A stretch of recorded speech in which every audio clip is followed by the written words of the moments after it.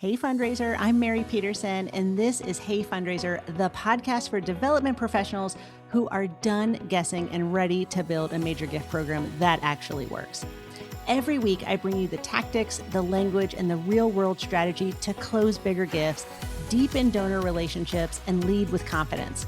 Whether you're a one-person shop or a seasoned major gift officer, if you're ready to stop hoping and start engineering, you're in the right place. Let's get into it. Hey Fundraiser, come on in. Welcome back to the next podcast episode for Hey Fundraiser.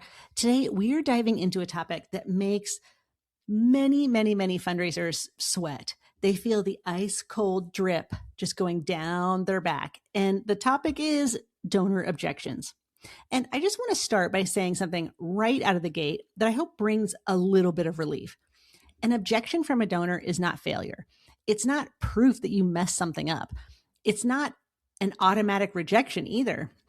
And it certainly does not mean that the relationship you have with this prospect or donor is over in any way. In fact, in many cases, an objection is actually a sign that the donor is engaged enough to respond honestly.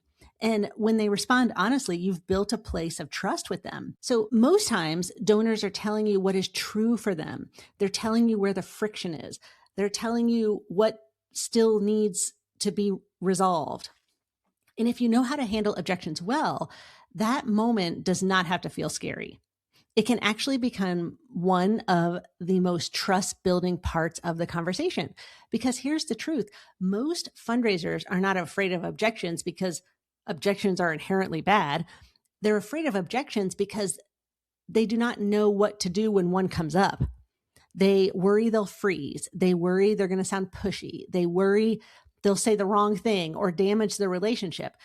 And in that case, what happens is they either avoid the ask altogether, over-explain, defend, they backpedal, they panic, they might fill the silence, they start talking faster, and the whole conversation just gets weird. So today, I want to help make objections feel a lot less mysterious and a lot less emotionally loaded, because when you get to the truth of the matter, objections are normal. They are part of major gift work. And if you know how to navigate them, you become a calmer, stronger, more effective fundraiser. In this episode, I'm going to walk you through the 7 most common donor objections that I've received through my career and what might actually be underneath each of those objections. And I want to give you like a 3-step response framework that you can use to respond with warmth and clarity and confidence. We're also going to talk about tone and pacing, what not to do, and how to know the difference between a real objection and a soft no. So if donor objections tend to rattle you a little bit, this episode is for you. Let's just get into it. Now, before we get into the 7 objections, I want to define what I mean by objection. This is simply a reason the donor is not ready to say yes yet. That's it. They're just not ready. Something feels unclear, uncomfortable, mistimed, financially difficult, emotionally unresolved, or insufficiently aligned. An objection is just information. And that's important because when you start treating objections like information instead of like a threat or something negative, you actually respond in a different way, fundraiser. The key is to get curious instead of defensive. You want to stay grounded instead of scrambling. You want to listen instead of like trying to win and trying to close the gift. And this shift matters so much because your job is not to bulldoze a donor past their hesitation. Your job is to understand what the hesitation is actually about. I mean, sometimes the objection is literal. Sometimes it's a polite surface statement covering a deeper issue. Sometimes I need to think about it just means exactly that. And sometimes I think I need to think about it means I'm uncomfortable, I'm not convinced, I need to talk to my spouse, I don't know if this is the right amount, I don't want to disappoint you, or I'm just not sure this is the right priority. So good fundraisers just don't hear the words. They listen for what might be underneath the words, and not in a manipulative way, not in a discernment way, Because if you respond only to the surface and miss the actual concern, the conversation tends to go nowhere. Like there's no depth. It's just very surfacey.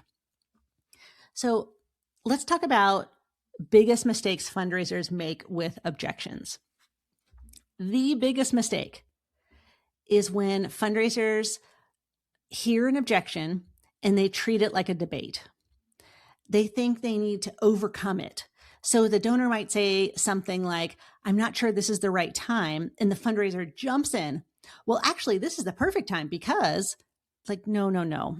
If the donor says, that feels like a lot, and the fundraiser immediately says, well, let me explain why it's really not that much when you consider ABC. Like, can you feel the difference in energy? One is tight. One is persuasive in the wrong way. One is transactional. And frankly, when you respond in that way, it's very dismissive for the donor, and it makes the donor feel unseen, because most people do not want to be argued out of their hesitation. First and foremost, they want to be heard, and that is the first and foremost thing you need to do. That's why the framework I'm about to teach you starts there, not with rebuttal, with understanding and curiosity. So let's dig into the 3-step response framework. It's very easy. When a donor raises an objection, I want you to think, acknowledge, explore, respond. That's it. Acknowledge, explore, respond. So let's break it down. Step 1 is acknowledge. The first thing you want to do is acknowledge the objection without panic, defensiveness, or urgency. And here's a couple examples of what that might sound like. You could say, that makes sense. I can understand why this feels important. Thank you for being honest with me. I really appreciate you sharing that. Or simply just, of course. So why does this matter? Because when someone raises a concern, they want to know whether it's safe to be honest with you. And if your energy immediately says, no, let me correct that, they're going to shut down. So just mere acknowledgement lowers the defensiveness. It communicates respect, and it just kind of honors where the donor is. And it actually helps you keep the relationship intact. So the first thing you need to do is acknowledge that there's an objection. The second thing is you need to explore it. And this is where most fundraisers mess up. They kind of skip this. They hear the objection and they jump straight to the response. But you need to understand the objection before you can actually respond to it. So here's what the explore step of this framework looks like. It's always a question, and it never starts with the word why. The word why is very defensive. I never say why. Why do you give to this organization? Why do you make gifts the way you make gifts? You're just asking donors to explain themselves, and it just gets weird. So when you're exploring, you don't want to use the word why, but you can say, can you tell me a little bit more about this? Or when you say timing, what feels most challenging right now? You could say something like, is it the amount, the opportunity itself, or is there something else that's going on? You might even ask, what would help this feel clearer for you? And one that I've used quite often that works a lot is, may I ask what is giving you pause? And you don't want to take an interrogation stance. This is gentle curiosity. And this step matters because the same objection phrase can mean 10 different things. I need to think about it could mean confusion, fear, spouse issues, cash flow, discomfort, uncertainty, or simply genuine reflection. You don't know until you ask. So that's what exploring is about, gentle curiosity. And then the third step is to respond. Only after you have acknowledged and explored do you respond. And even then, fundraiser, your goal is really not to corner the donor. The goal is to be useful. That response is going to involve clarifying, adjusting, maybe answering a question or reducing ambiguity, offering flexibility, and maybe even agreeing to next steps. Like sometimes the response leads to a yes. Sometimes it leads to a smaller yes. Sometimes it leads to a follow-up conversation. Sometimes it reveals that now just really isn't the right time. All of those things are okay. The goal is not forced agreement. The goal is an honest, respectful conversation about what's next. Okay, so fundraiser, the 3-step process is acknowledge that there's an objection, explore, and then respond in a lovely way.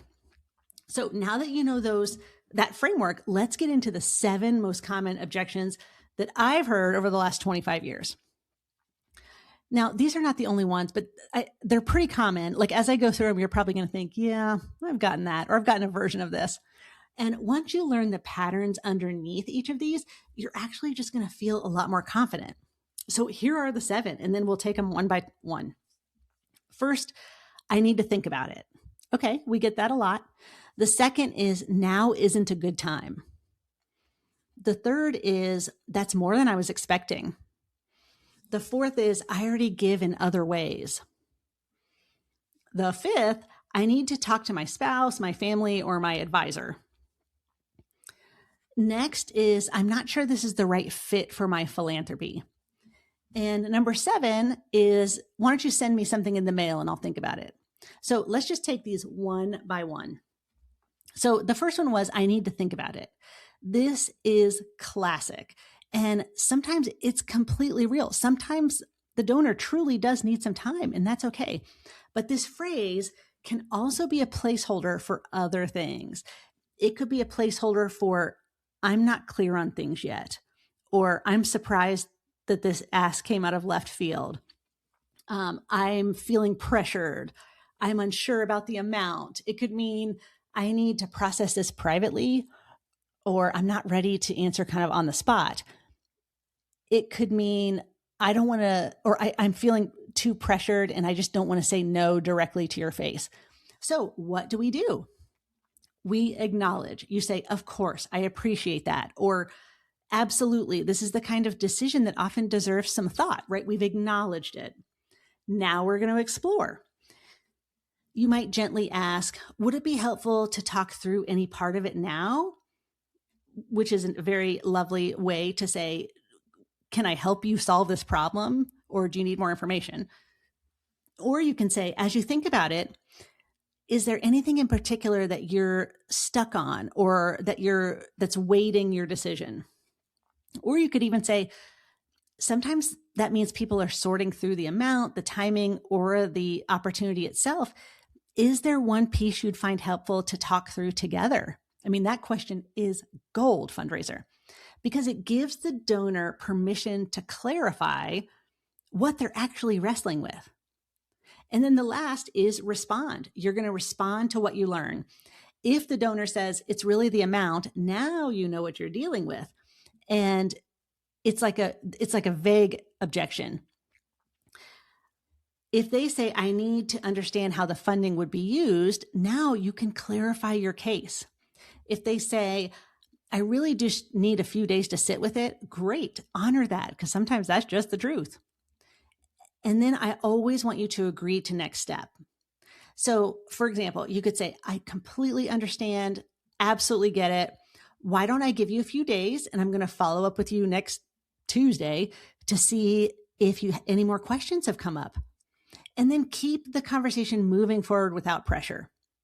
But what you don't want to do is you don't want to say something like, well, what's there to think about? Like, please do not do that. Even if you're joking, like, please do not. Or I don't want you to sound irritated or demand an answer. And I don't want you to leave without a next step. Okay, the second objection is now isn't a good time. This one can actually mean a lot of things too. I mean, maybe it's genuinely bad timing financially. Maybe there's family stuff happening that you just don't know about. Maybe they're overloaded. Maybe it's year-end planning. Maybe retirement's on the horizon and somebody's getting nervous about having enough money to retire on. I mean, maybe the timing of the opportunity just feels off. Or maybe this is a soft way of saying no. And again, we don't want to assume. We want to acknowledge. So when someone says to you, now's not a good time, you're going to say, of course, I appreciate you telling me that. Or, that makes total sense. Then you're going to explore. You might try something like, when you say timing, is that more about calendar timing or financial timing or just life being very full right now? Like what you're doing is you're digging a little deeper to just understand the objection.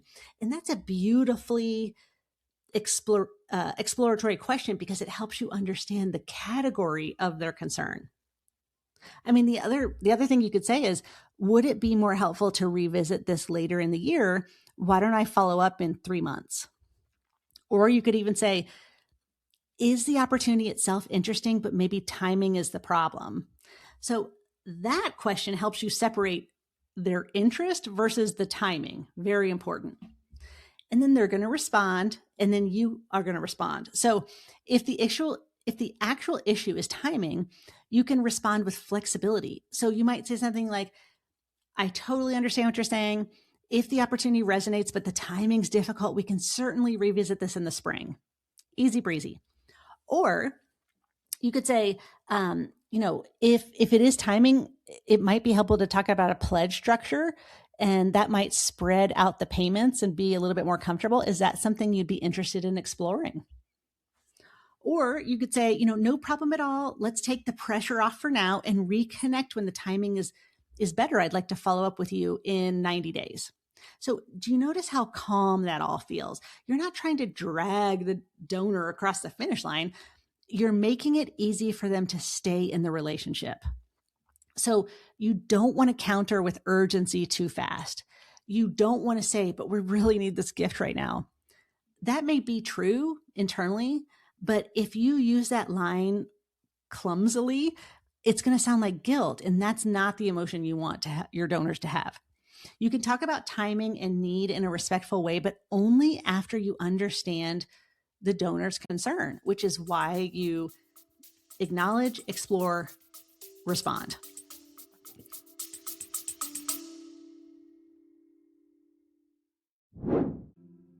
Hey, fundraiser, before you sign up for another fundraising conference where you might leave with a good tote bag but zero strategy to raise more money, let me invite you to Major Gift Momentum. This is my private coaching group where you'll get weekly coaching calls with me, access to my full Major Gift curriculum, and a community that's actually moving the needle. Major Gift Momentum isn't based in theory, it's based in action. Members are closing 5- and 6-figure gifts within 3 months of joining. Heather just closed a $245,000 gift.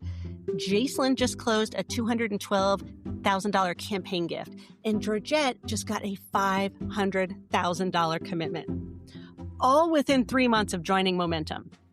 Each of these Momentum members didn't think the donor would give that much, but once I taught them my method, they are raising money at a whole new level. So would you like in Fundraiser? If you do, go to heyfundraiser.com/momentum and let's get started.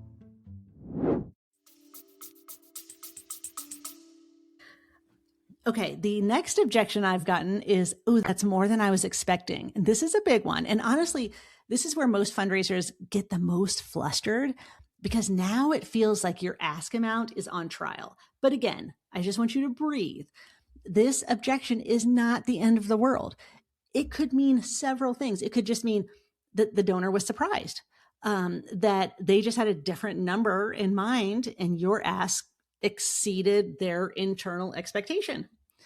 It could mean they're interested, but maybe just not at that level, or they need help finding the right number, or they're just testing whether there is flexibility. So of course you are going to acknowledge it. You're going to say, thank you for saying that. I'm so glad you told me. And then you're going to explore. You could say, may I ask what range you had in mind? That is one of the most practical questions you can ask. Or is it the overall amount that feels high, or is it the timing of it, right? Like, so you're getting a layer deeper. Or you could say, would it be helpful to talk about a comfortable level of investment over time for you? So this is where you Stop treating the ask amount like a sacred number handed down from heaven. I mean, sometimes your original ask is right. Sometimes it's not. Sometimes the donor is ready for a different level, and that is okay. So your final step is to respond. If the donor says, I was thinking more in the $25,000 range, you might say, thank you. That is so helpful to know. A gift at that level would still be a meaningful, amazing difference. And I'd be glad to talk you through what that would support. No shame, no weirdness, no disappointment energy, just like a grounded pivot. Or maybe you say, we can absolutely talk about what feels most aligned for you. I mean, the key here, fundraiser, is really to protect the dignity. You don't want the donor to feel like they have failed some sort of hidden test. So what you don't want to do is say, oh, okay, how about half of that amount? Or I don't want you to immediately slash the ask in a panicked way, like, okay, well, thanks. And, have a great rest of the day and run out the door. That makes it feel like the number is arbitrary. And you don't also want to become visibly disappointed. Stay steady. Keep your nonverbal cues intact. Okay, the next objection, number 4, is I already give in other ways. Now, this often actually sounds more like I already support so many organizations. I volunteer a lot with you guys already. We already gave to the annual fund this year, or we've made other commitments this year. This objection may reflect capacity limits, competing priorities, or uncertainty about whether the opportunity deserves additional support. So you're going to acknowledge, first of all, thank you. Your generosity clearly shows up in so many meaningful ways, and I totally respect that. Then you're going to explore. You're going to ask this question, something like this. Would it be fair to say the issue is more about overall philanthropic capacity right now, or more about where this fits among your priorities? I mean, this is a good distinction for you to know, fundraiser, because if it's capacity, that's one conversation. If it's priority, that's a whole nother conversation. And so you might ask something like, what tends to help you decide when something becomes an additional priority? I mean, this is a powerful question. Then they're going to respond. So if it is capacity, you may just simply honor that and just stay in the relationship. If they don't have the capacity, they don't have the capacity. If it's priority, you may have the opportunity to clarify why this project stands apart or why this moment matters in the grand scheme. So for example, you might say, that totally makes sense. One of the reasons I wanted to bring this to you specifically is because it aligns so closely with the part of the mission you've cared most about in our lengthy relationship. Like you're just telling them that you thought of them at this time because of this long history. Or you could say something like, I completely understand. What felt different about this opportunity to me is that it directly advances the outcome that I know matter most to you.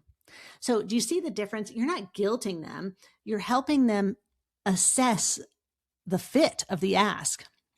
But what you don't want to do, fundraiser, is you don't want to imply that their current giving is not enough. Like that is no bueno. And you don't want to say, yeah, but what my organization is more important than that other organization. No. And you don't want to become competitive with the rest of their philanthropy. Like that almost never goes well. So I would highly recommend that you don't do that. Okay, objection number 5 is, I need to talk to my spouse or my family or my financial advisor. This is very normal and often very real, especially if you're asking for a large gift. This is not a brush off. Many donors make decisions collaboratively, and that's a healthy way to do it. So you're going to acknowledge, absolutely, that makes complete sense.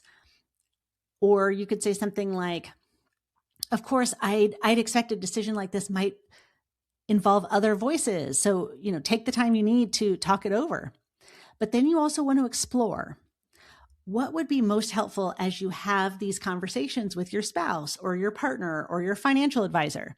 Like, that question is excellent because it keeps you very useful. Or you could say, would it be helpful if I put together a short summary that you can share? Or would it make sense for us to schedule a conversation that includes them? See, now you're supporting the process. You're being part of the solution instead of passively kind of like waiting in the dark. So you're going to explore, they're going to respond, and then you need to respond. Your response here is often somewhat logistical. You may need to provide a one-page summary. You may offer to answer questions. You may agree on timing. You may include a spouse in the future conversation. So, for example, you might say, absolutely, why don't I send over a concise overview? And then we can connect after you've had a chance to talk through things together. It's clear, it's respectful. What you don't want to do is act annoyed or say, well, can't you decide today? Like, do not treat the spouse or the advisor like a hurdle to get around. Like, they're part of the decision ecosystem and we need to respect it.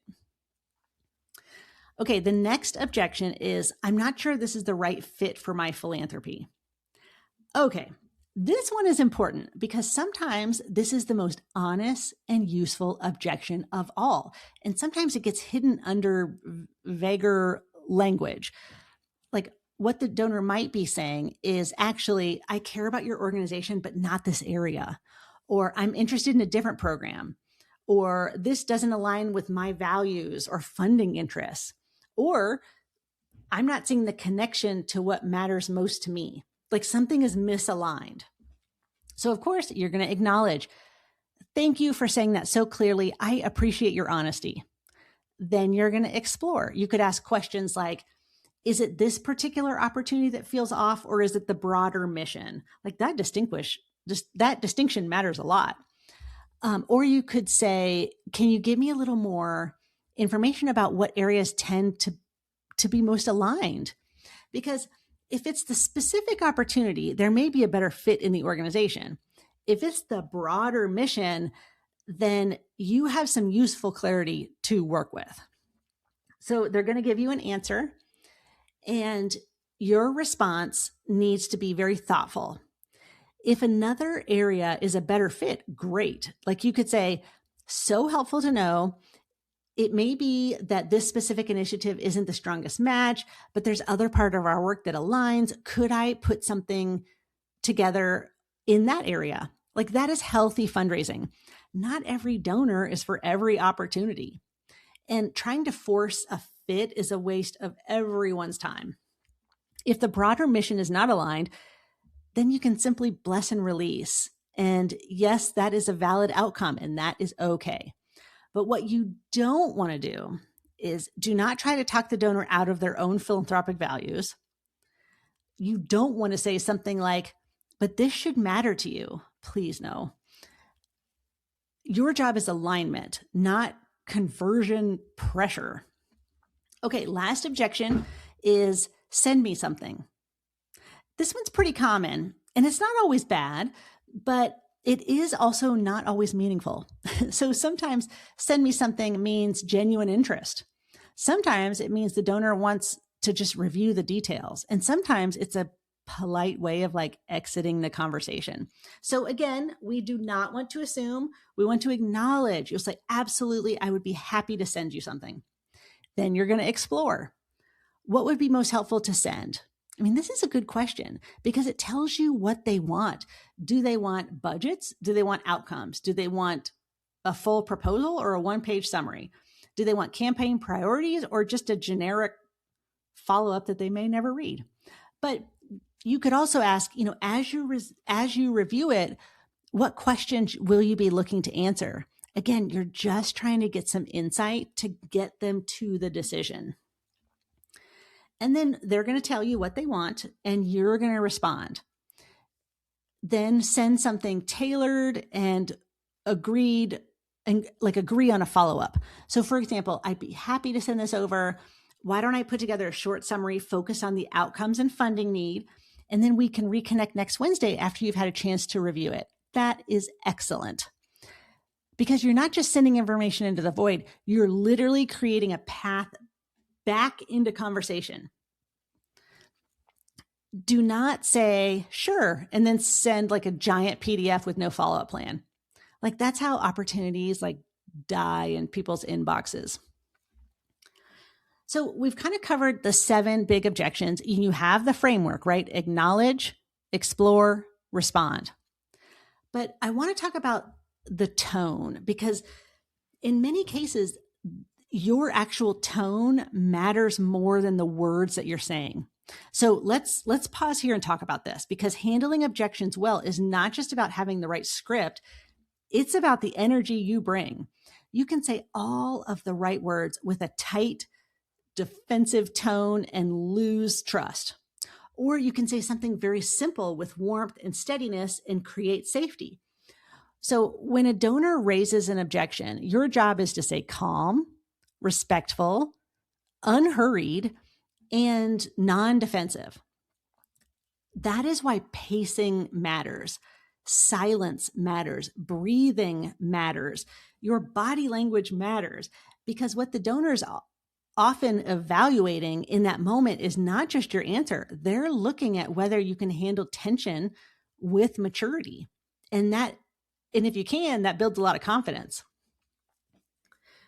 The other thing I wanted to bring up is how to know whether it's a real objection or just a soft no. And I get this question a lot. So how do I know whether a donor is raising a real concern or just trying to let me down easy? Well, the answer is sometimes you just don't know right away, but there are clues. A real objection usually invites further conversation.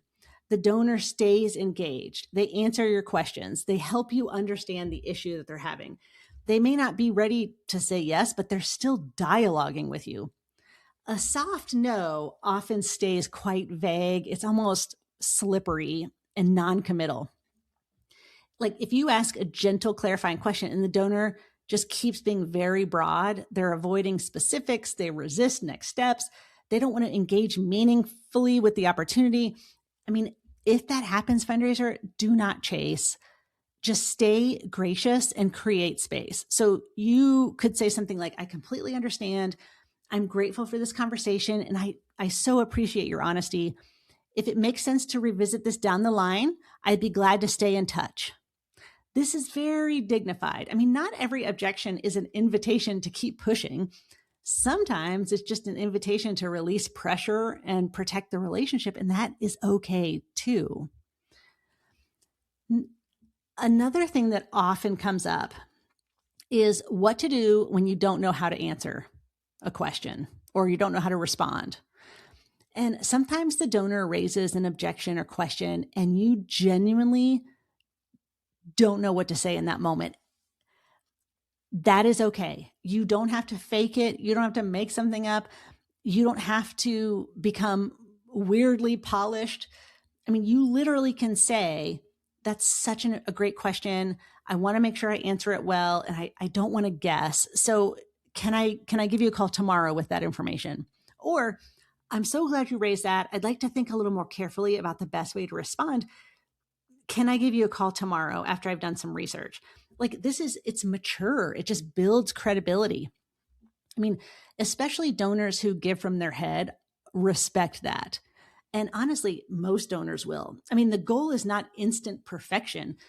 Always, fundraiser, the goal is trust, trust, trust.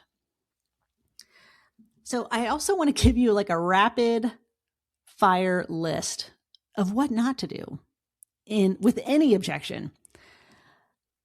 Do not interrupt. Do not get defensive. Do not argue with your donors and prospects. Do not panic and lower the ask immediately. Please do not guilt them. Do not overtalk. Do not try to fill every silence. Do not treat the objection like disloyalty. Do not act disappointed when they're just trying to be honest with you. And do not disappear without a next step if the relationship is still alive. If you can avoid those habits alone, you're going to be handling objections better than 75% of fundraisers. Now, I want to say something strategic. The best objection handling often starts before the objection ever arises. There's hidden work you can do to preempt objections before they happen. And a lot of objections become smaller when the cultivation has been very strong. So when the donor understands the need, sees the opportunity, trusts the organization, and is not surprised by the ask, the objections tend to be less intense. This is why I talk so much about permission-based fundraising. If the donor has been included in the journey, if the next step has been mutually agreed upon, if the ask about is not coming out of left field, then the objections are a lot less jarring. But that does not mean objections completely disappear, but it does mean you're not handling preventable objections that were created by poor preparation. So yes, learn how to respond in the moment, but also ask yourself, really do some soul searching. Did I prepare the donor well for this ask? Do I understand their priorities? Did I earn the right to make this solicitation? Did I make the amount feel grounded? Did I create room for honest dialogue before the ask? These kind of upstreams matter, and they are very important. So let's make this a little more practical with a few mini scripts. One of the things that we've been talking about is this concept of confidence. And I want to talk about what confidence actually looks like in an objection moment. I think sometimes fundraisers imagine confidence means having the perfect comeback. It doesn't. Confidence in objection handling usually means you're not rushing, you don't crumble, you don't get weird, you don't try to force the outcome, and you stay steady enough that you're still relational. That is confidence. Calm curiosity is confidence. Respectful follow-up is confidence.